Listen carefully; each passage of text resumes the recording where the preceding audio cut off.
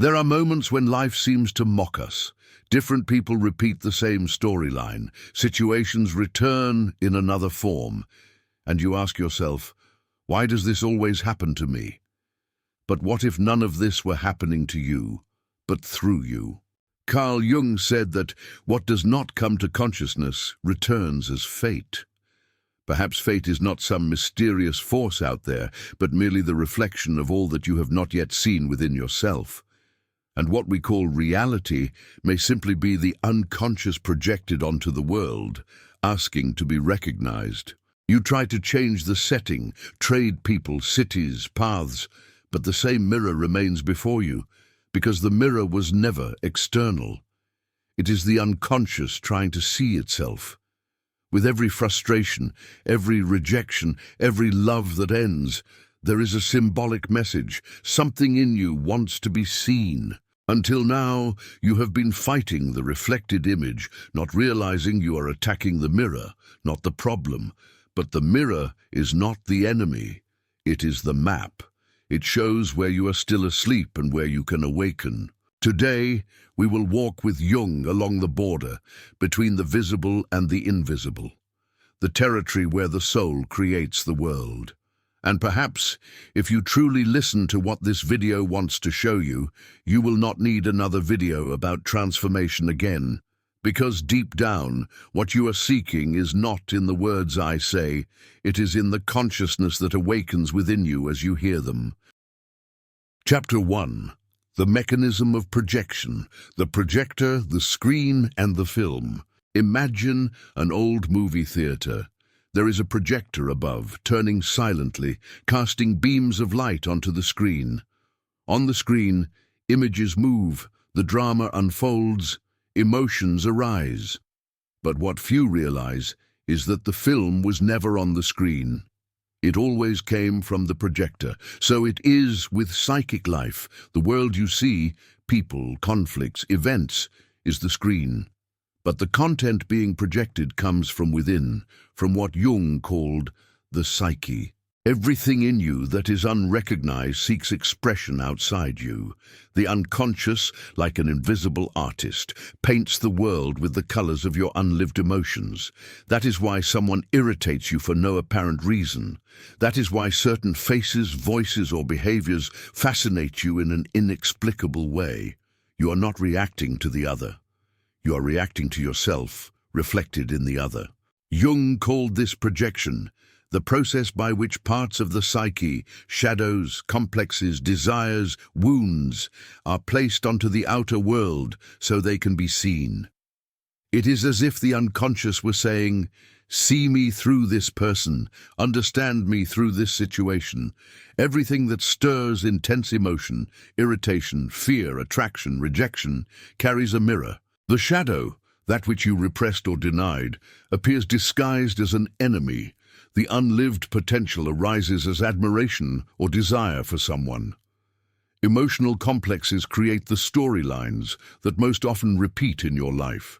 But the ego, the conscious center that believes it is in control, rarely recognizes this. It points the finger, judges, and tries to solve out there what was born in here.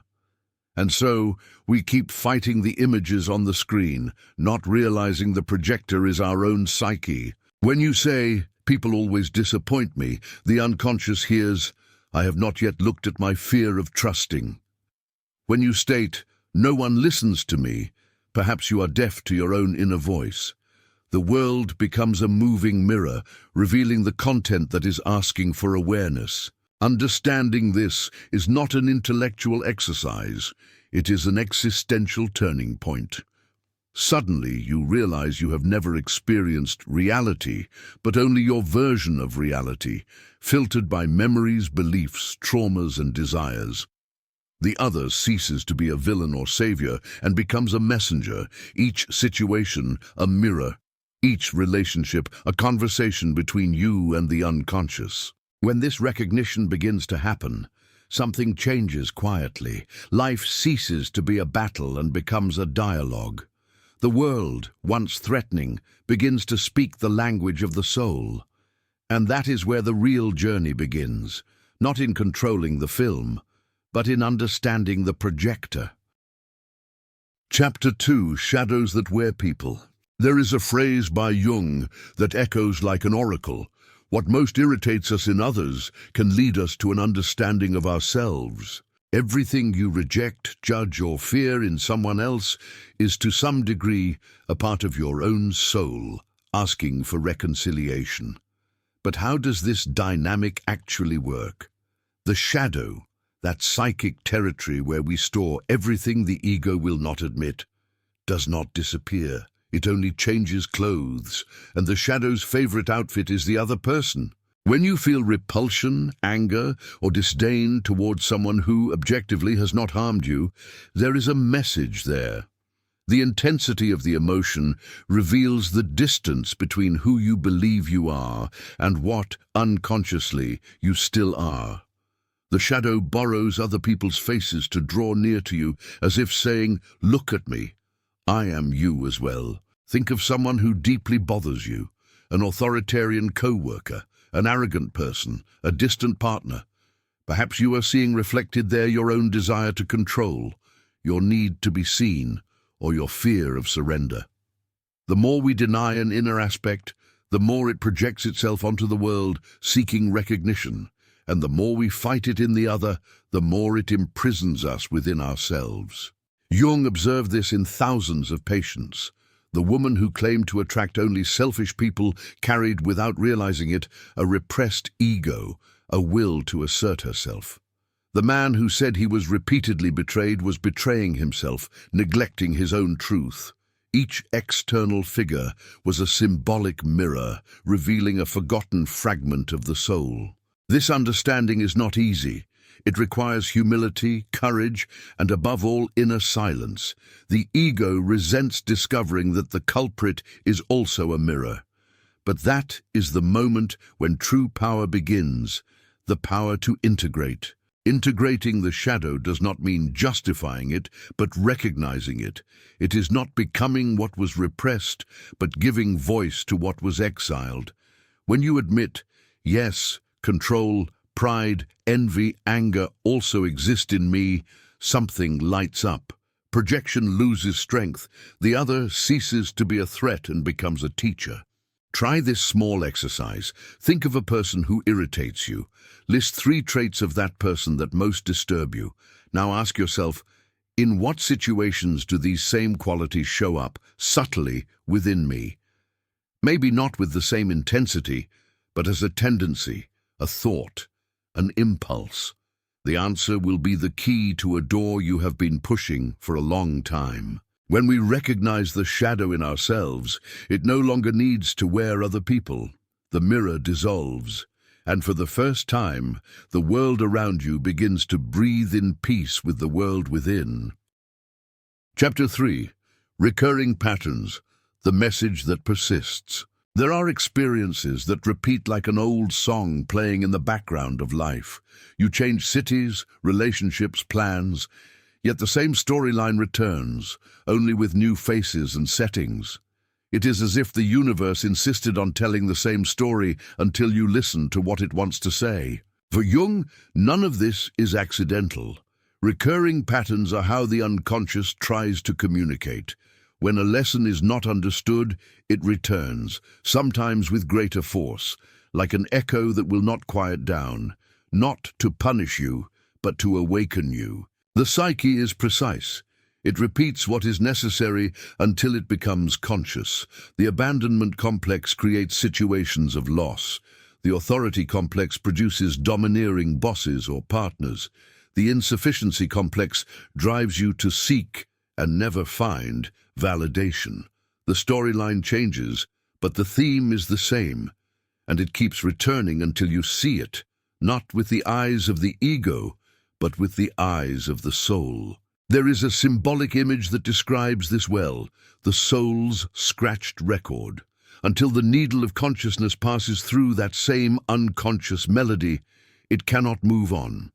Thus, we repeat the same refrain, "They always leave me. No one understands me. Good things don't last." Each of these phrases is an unconscious prayer, and life answers faithfully to what it hears. But there is a quiet turning point. The moment you recognize the pattern, it begins to lose strength. Awareness acts like light, simply illuminate, and the darkness loses its substance. What seemed like a curse reveals itself as an invitation. See what has not yet been seen. Try a simple self-observation exercise.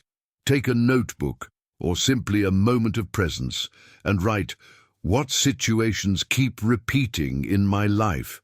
What emotions do they evoke? What do I gain unconsciously by reliving this? Perhaps the pattern is trying to teach you something the rational mind refuses to admit, a need to be seen, an old wound asking for tenderness, a fear of being alone. Nothing repeats without meaning. Patterns are letters the unconscious sends, and each return is a chance to read the message with greater clarity. And when the message is finally read, the pattern no longer needs to come back. Before moving on, allow yourself a brief pause. Close your eyes and silently ask, what in me is trying to become conscious through the repetitions of my life? This question is more powerful than any immediate answer because it creates space, and it is in the space of awareness that the soul finds its own way out.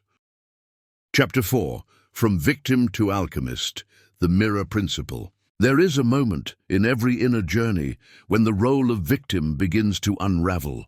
You realize that life was never against you, only at your service, and suffering, when looked at closely, reveals itself as a sacred mirror, showing what needs to be seen for the soul to mature. Jung called this the mirror principle. Everything that happens outside reflects what happens inside. But this is not a spiritual dogma, nor a mystical idea about attracting things with thoughts. It is a psychological principle. Consciousness creates perception, and perception shapes the world. The outer mirror is merely the projection of the inner theater. When you understand this, the war ends, because you stop fighting the reflection and begin to understand the mirror. Suddenly, that difficult colleague becomes the teacher of your patience. Rejection becomes an invitation to look at your self-image. Failure shows where there is still fear of allowing yourself to be who you are. Nothing is against you. Everything is showing you. You. What once was punishment becomes alchemy, and the alchemist is the one who, before the lead of pain, recognizes the hidden gold of awareness. They do not flee from the shadow. They warm it until it reveals the light it contains. This is the true magic of depth psychology, transforming suffering into wisdom without denying the pain that gave rise to it. Try a small exercise. The next time something or someone hurts you, breathe deeply and say to yourself, slowly, like a silent mantra, I'm experiencing this, but I am not this. This simple phrase creates a space between you and the reflection, and in that space, awareness begins to act. It is in this instant that transmutation occurs, the shift from why is this happening to me to what in me is revealing itself through this. It is the point where the victim gives way to the observer and the observer becomes the alchemist. The pain does not disappear, but its texture changes. It becomes raw material, and the world ceases to be a battlefield and becomes a laboratory of the soul, where each event, each emotion, each relationship is an alchemical reaction between the unconscious and consciousness. If something within you has moved up to this point, breathe and share in the comments which Mirror of Life has been teaching you the most lately. Not to expose wounds, but to bear witness to the transformation underway, because every time someone recognizes the mirror, a new awareness awakens in the collective.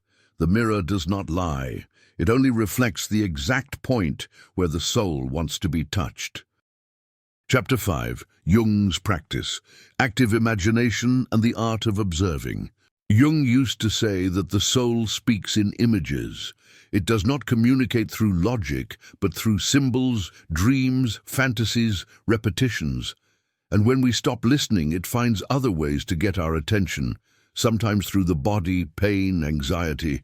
But there is a way to restore dialogue with the unconscious without fear, without control, without escape. He called it active imagination. Active imagination is the art of observing yourself without censorship.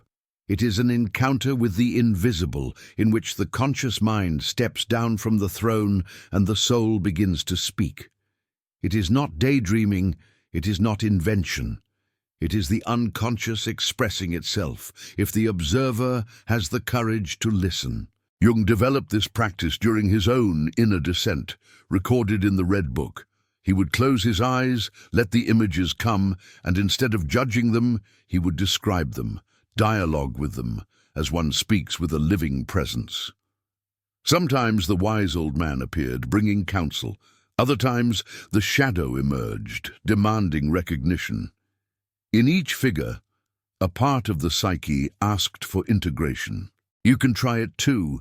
Sit in silence, breathe deeply, and bring to mind a recurring image, emotion, or symbol. Perhaps a place, a face, a memory. Instead of trying to understand it, ask, "What do you want to show me?" Then, simply listen. Allow the response to arrive as a sensation, a phrase, a color, or an image. You do not need to believe or doubt, only to witness. The soul speaks in metaphors, and understanding will come with time when the heart is ready. The secret is not to identify with whatever arises. You are not the anger that appears, nor the fear, nor the character that presents itself. You are the one who observes. This is the position of the self, the center of wholeness, which Jung described as the awareness that contains all parts. While the ego reacts, the self observes. While the ego wants to control, the self wants to understand. This practice is not only inward, it extends into everyday life. When someone hurts you, observe. When a thought insists, observe. When silence unsettles you, observe. Simple, conscious observation is already active imagination in motion, because it transforms the unconscious into a living presence. And here is the paradox. You do not need to get rid of anything. You only need to learn to see. What is seen, fully seen, begins to transform. The unconscious does not want to be fixed, it wants to be recognized. And as you become that quiet observer, the inner images begin to reorganize. The mind calms, the heart listens, and the outer world starts to reflect this new inner harmony. To see is the first act of healing. Chapter 6. Reality Check. Living in the tension of opposites. There is a point on the path of awareness where nothing is about solving anymore. It is about holding.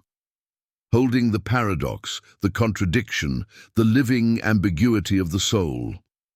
Jung called this the tension of opposites, the art of remaining in the middle without fleeing to either extreme. It is in this in-between space that transformation happens.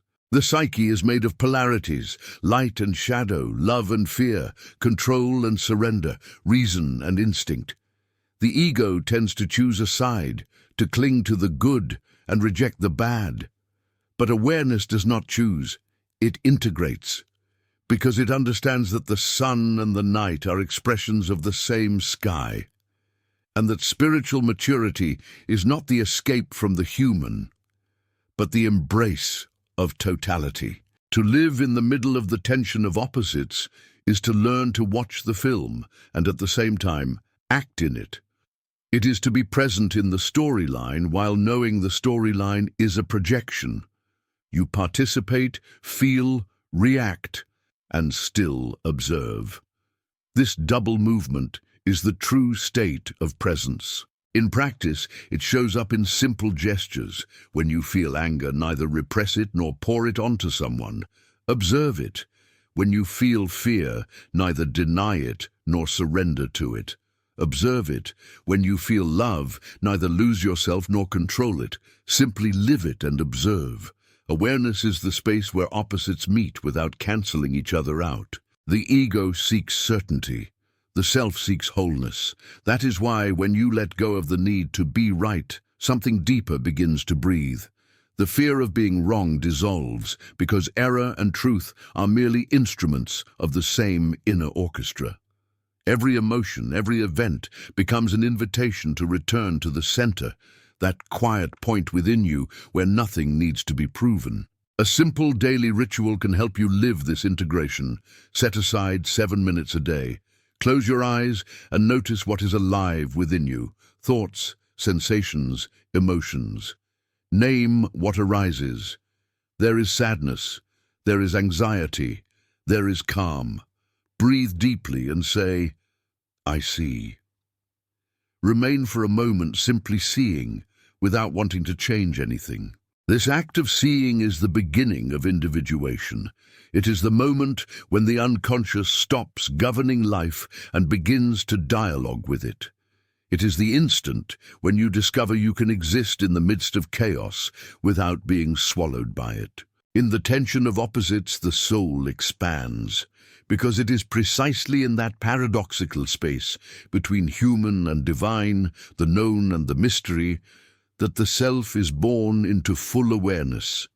And when you learn to live there, the world ceases to be a battleground and becomes a clear mirror where the infinite itself recognizes itself in you. Conclusion: the master key, awareness that dissolves. In the end, everything returns to the same starting point, awareness. Not awareness as an idea or belief, but as living presence, the quiet gaze that observes everything without judgment. Jung discovered that all pain is, in truth, unconsciousness asking for light, and that every human problem is born of the same mistake, confusing the reflection with reality, the character with the being. The master key is not to change life, but to see life, not to control the mirror, but to recognize the reflection as part of your own face. When awareness enters, the unconscious no longer acts from the shadows. Anger becomes healthy boundary. Sadness becomes sensitivity. Fear becomes presence. Nothing needs to be eliminated, only understood. And in that instant, something subtly shifts. You stop being the prisoner of events and become their observer. Life continues to happen, but no longer against you. It happens through you. Each person, each situation, each challenge becomes a letter from the unconscious, an invitation to integration. Carl Jung said, "Who looks outside dreams, who looks inside awakens." To look within is the most revolutionary act there is. It is the return to the source where all mirrors dissolve. And when the mirror dissolves, what remains is what was always there, pure, quiet, present awareness. Before we close, I invite you to reflect. Which part of you is asking to be recognized right now? Write it in the comments, not as a venting, but as a testimony of awareness, because each individual awakening lights the collective consciousness a little more. After all, every healing begins when someone finally sees.